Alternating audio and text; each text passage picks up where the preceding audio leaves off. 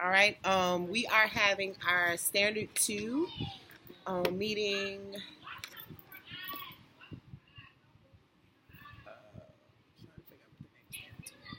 Learning differences with Tanisha Head and Mrs. Jones, my mentor. We will be starting the rubric. Start now. Okay, so first criteria was the English language learners. Did the candidate use appropriate instructional strategies to help English language learners learn the content being taught? Now, I didn't see there were no English language learners in the small group that was being videoed, so I couldn't really speak to that. But you can talk about what you would have done if. Yeah, so I don't have any English ELL students at all in either of my classes this year in the fourth grade. So, what I would do for my English language learners, I would definitely have models and manipulatives for them to model the numbers and actually show them, like, if we have a number 1002, like 1000 blocks and two ones and different things like that, so I can show them what the numbers are. So using visuals and models and manipulatives to help them figure out what the numbers is, what the numbers are. I will also speak at a slower pace and just keep doing frequent check-ins with them, and also sit them next to a very strong student who is not only strong in the English language but also strong with their math skills as well. So if they needed a little bit of assistance, they can always lean to a friend or have somebody close in proximity if I cannot assist them with something. So those are some of the things that I would do for ELL learner. I don't really know how to grade that one. I don't know. The ELL. Yeah, I don't know. Don't worry about it. I'll ask her. Okay. Multiple perspectives. Did the candidate integrate multiple perspectives in his or her lesson to develop respect and understanding for cultural differences? That's weird. So, what I saw was the presentation of, there were two modes that you used. You used the verbal, and then you used also video, which is two modes, which is great because some students are more visual than others. So that was definitely a way that you took into account the backgrounds and culture of language, because what it was a song, and African American students are more rhythmic, so that really definitely helped. And I saw a couple students that were mouthing along with the video, and it did help and was engaging them. One thing I would have liked to have seen though was so you had the lesson was for students to round but not use the number line, but it introduced it as if it was two separate things. They need to know how to round on the number line in order to take the number line away so that they can round on their own. Because it was presented in isolation, it kind of lost a couple of the students because you had to keep repeating the rule.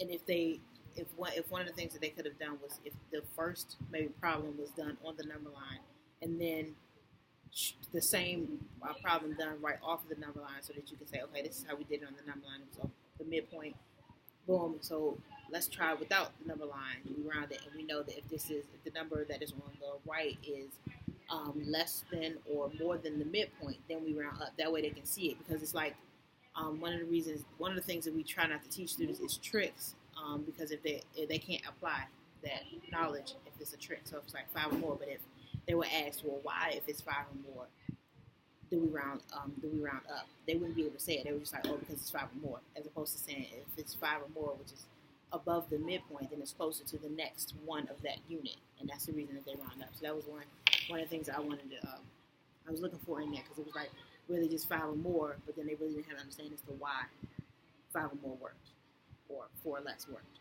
to round down.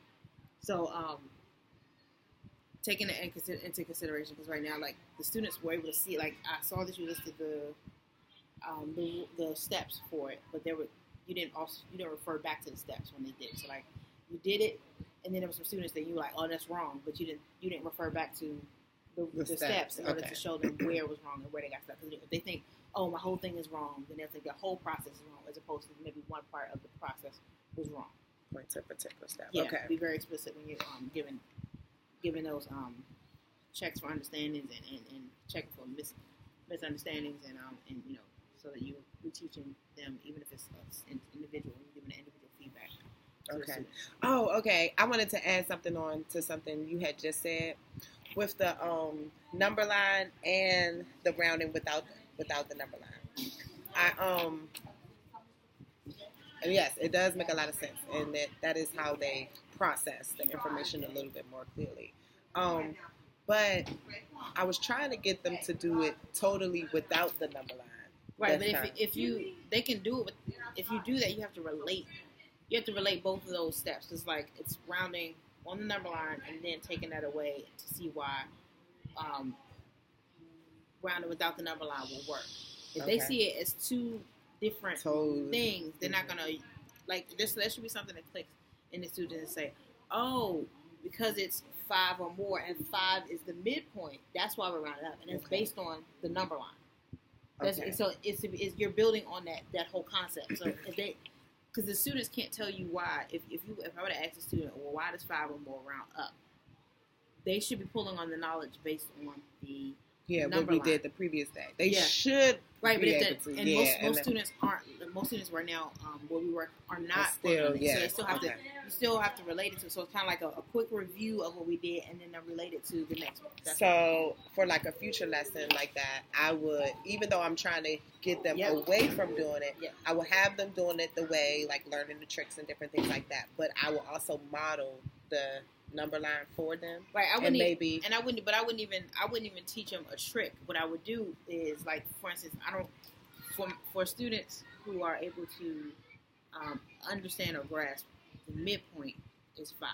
Mm-hmm. So it's not that if it's 5 or more, it's that if it's above the midpoint. So not necessarily assigning that number until they say, oh, the midpoint is 5, and then going for it. I just have to be like, make sure I say the vocabulary. The vocabulary, and again, having the vocabulary posted as well, so that they understand. Right now, we're relating 5 as the midpoint. So when you see 5, you have to know that's the midpoint. Because I know I've been saying it, but I don't know. Okay. So definitely, okay, got it.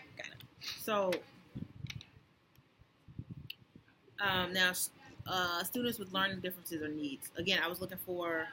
So I like the 2 modes that I saw. One of the things that I was looking.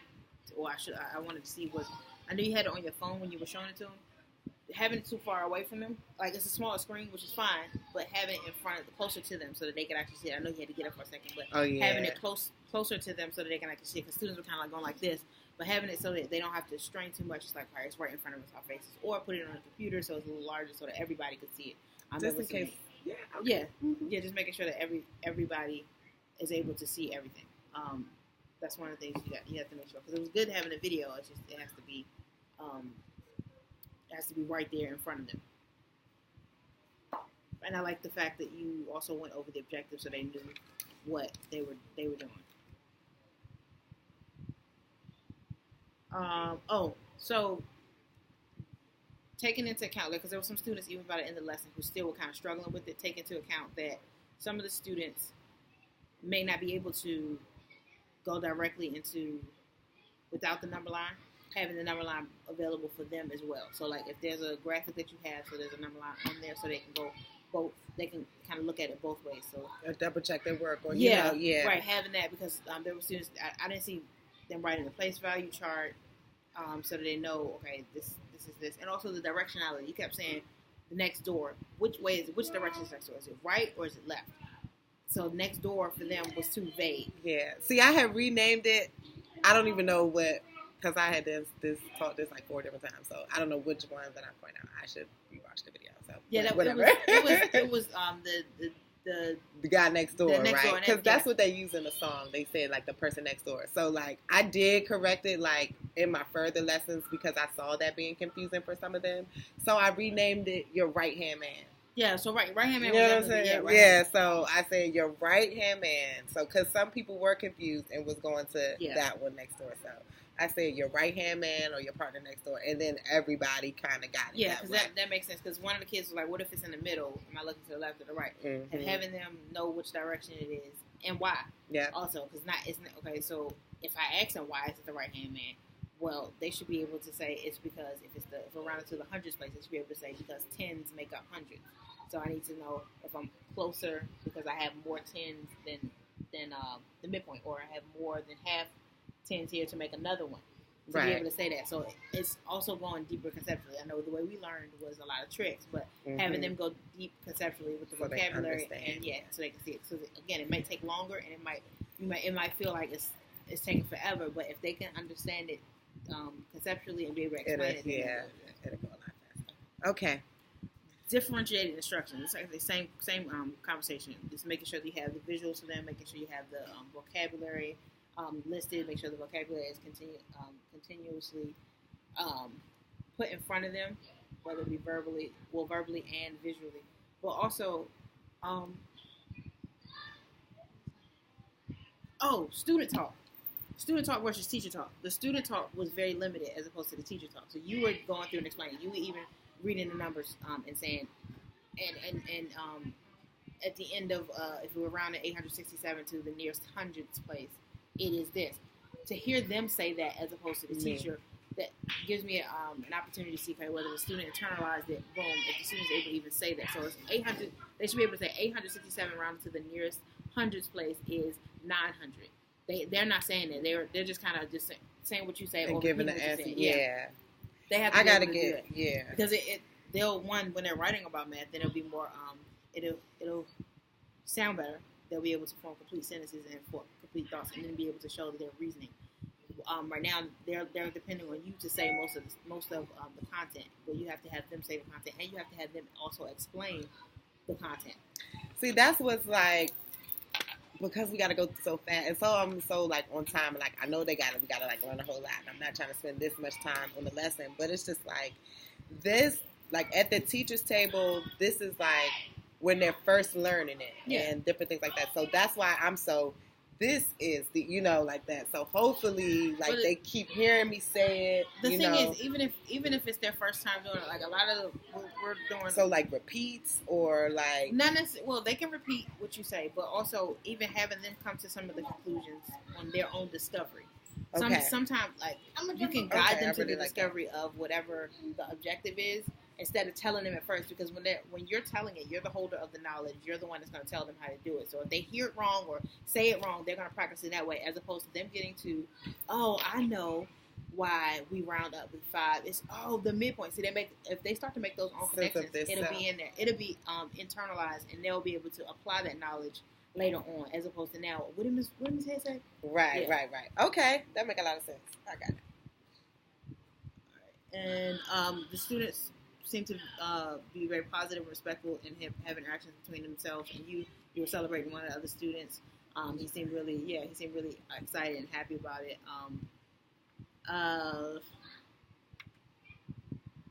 You were celebrating the students, so which is great.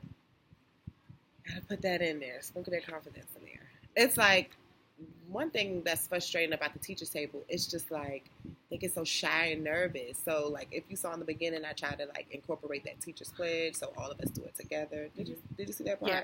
Like I try to like do that so we can all like get our jitters out, like get ready, because when we doing fluency, like they read those big old numbers up to like 100 million. Mm-hmm. But when I'm trying to go fast, we only have 20 minutes. When I have them read their own numbers, like if we're comparing numbers or rounded numbers, and they have numbers that's in the 10,000s or 100,000, it takes them like a whole minute to read the number. So that's why I'm like. But it's fine though, because even when we're up here in the teacher, it's not based on how much we get through, but as long as they understand it by the time they leave it. So even if we're working the whole time on one problem, if they are able to understand it by the time they leave teacher-led, then we've done our job. It doesn't matter that we do 5 problems, because they're going to practice it with the problem set anyway. Okay. They'll practice it with the homework. They'll practice it with the exit ticket. So you'll be able to get that to see whether they understand it, as opposed to you trying to get through so much in the teacher-led. So that's good advice, because I don't want to rush them. So just make sure they understand.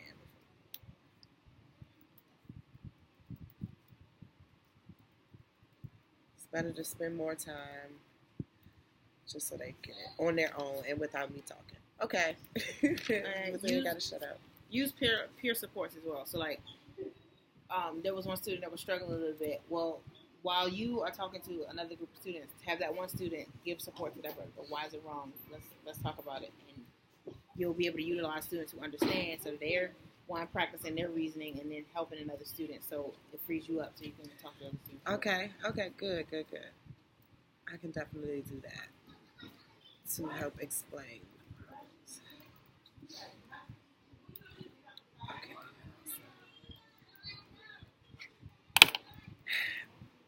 All right, Miss Jones, is that the conclusion? Yes. Awesome. And see.